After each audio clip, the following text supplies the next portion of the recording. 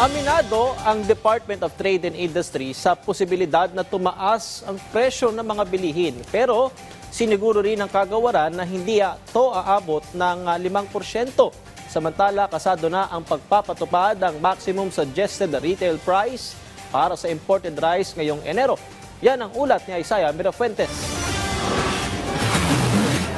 Kada buwan, 2 beses nagpupunta ng grocery si Eliza. Marami raw silang nakatira sa kanilang bahay at pinagkakasya nila ang 12,000 pesos na budget nila sa grocery kada buwan. Kung titingnan, malaki ito. Pero tila kakarampot lang ang nabili ni Eliza. Kaya nangangamba siya kung tataas pa ang presyo ng bilihin.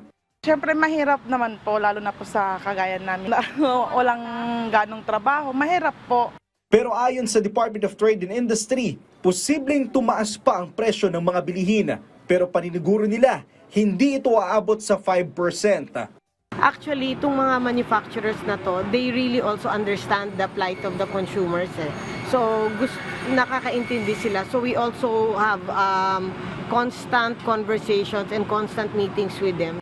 Ilan sa mga inaasahang tumaas ay tinapay, sardinas, noodles, kape at gatas. Habang ang Department of Agriculture ay magtatalaga ng maximum suggested retail price sa imported rice. Ayon sa DA, simula January 20, 58 pesos na ang pinakamahal na imported rice.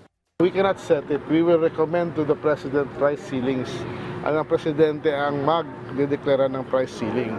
Sa ngayon kasi, umaabot sa 65 pesos ang halaga ng imported na bigas. Makikipag-ugnayan din sila sa mga supermarket para masigurong masusunod ang presyo na nakalaan sa mga imported rice. Unti-unti na rin sinisimulan ng DA ang pagbebenta ng sulit rice sa halagang 36 pesos. At sa pamamagitan nito, mahatak pababa ang presyo ng bigas.